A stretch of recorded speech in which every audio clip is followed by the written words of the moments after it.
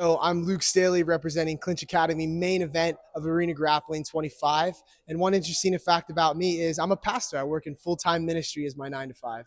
So that actually gets into my first question. You work with FCA, you have the T-shirt Yeah, on. represent. Can you just tell me a little bit about that and how you got into that role? Yeah, absolutely. So Fellowship of Christian Athletes is a ministry that was founded in 1954. Basically, there was a guy who he just had this vision of seeing that athletes and coaches have a bunch of influence in our society. Athletes are a big deal in our society. And he said, man, can we use the influence of athletes to spread the message of Jesus?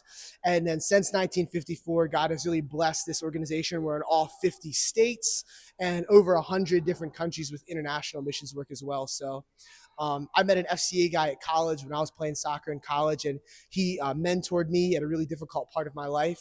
And when I graduated college, God just opened up the door for me to go into full-time ministry with Fellowship of Christian Athletes. And so that's how I got into it. And yeah, still my job today. So I get to work with combat sports athletes. I've got Bible studies at jiu-jitsu gyms, but also traditional athletes, basketball, soccer, football, middle school, high school, college, even up to the professional level.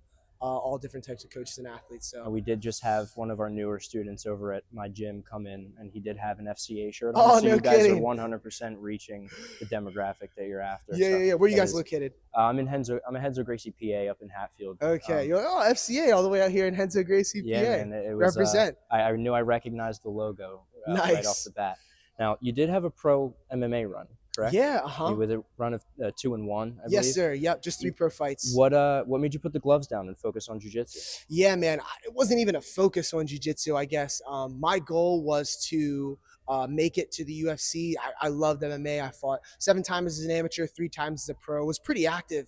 But after my 3rd professional fight, a really good submission victory against a tough kid from Extreme Couture, the Lord just put it on my heart to retire. My wife actually got pregnant during that training camp, or maybe she was before, but I signed a contract 8 weeks out for the fight. I found out my wife was pregnant 4 weeks into my training camp, and just becoming a father, the idea of that changed my perspective. And I just really felt like God was asking me to kind of hang up the gloves. So after that, I was like, man, I still wanted just an avenue to stay active, keep me in the gym for a reason. And so I started competing in jiu-jitsu a little bit more. So I don't know if I ever wanted to transition into it. It just kind of happened by accident. But I happen to be okay at it, so. Yeah, man. Well, definitely. Here we are. You're the champ, brother. Yeah, 100%. Imagine that. Now, you're always smiling. You're a pretty upbeat, high-energy person, but you're also a very aggressive competitor. How do you make that switch? Yeah, so for me, I feel like the most respectful thing to do is to go out and test my opponent at the max of my ability. See, no one just ends up competing by accident. No one ends up in a cage by accident. Like Keith or whoever I compete against is choosing to sacrifice time away from their friends and family, time at the gym, long hours, tiredness, time away from, whatever events they miss out on. And why do we do this? Well, I know one of the reasons I do it must be one of the reasons they do it too, is they want to test themselves. So I feel like it would be disrespectful of me to waste their time by doing anything less than going out and testing them with everything that I have. So for me, it's respectful to go out and just turn it on as a competitor. I also just like competing. So that's kind of my mindset going into it, Yeah. I feel like I would feel disrespected if someone came in against me with anything less than just trying to, put it on me. Yeah, that's what I'm here for. Now, you've had a ton of experience with Arena. You commentated on the last card. You're the current champion of 165, yes, right? Sir.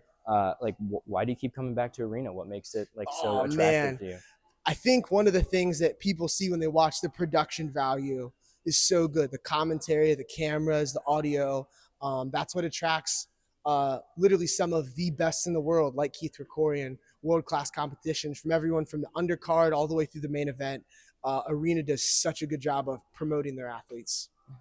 What's the future hold for Luke Staley? This is it. Win or lose. Yeah. This is the last one. I was going to vacate the belt before this one, but they gave me a call and they said, hey, someone wants a 65 belt. I was like, who is it? Like Keith Krikorian. I was like, man, what a cool opportunity. I can't pass that up. But last one was supposed to be my last one. But win or lose, man, I am just so ready to stop missing all these days away from my children. I got 2 beautiful daughters Nice. who ask me why I'm leaving on weekends, Yeah. and a wife who, could use the support of her husband. So the future for me, I'm going to stay in the sport, but it's going to be more in the ministry side. I'm still going to be in the gym, but it's going to be pouring into people spiritually more on the FCA side. So that's what the future holds for Luke Staley. Nice, man. Just a final message to your friends, family, fans, all that good stuff. Yeah, I want to speak to athletes, jiu-jitsu athletes specifically. I think one of the things that I find is it's so easy to make jiu-jitsu your identity, and it's so easy to think that this is who you are. Jiu-jitsu is not who you are. It's just something that you do. And so you don't have to feel like less of a person when you lose. Be careful you don't get too arrogant when you win, but you are a person in Jesus Christ outside of your sport. And so I think the one message would be to combat sports athletes. Don't get tricked into thinking that that's who you are. It's a cool thing, but you're so much more than just an athlete. That's all I got. Sounds good, man. Thank you very much.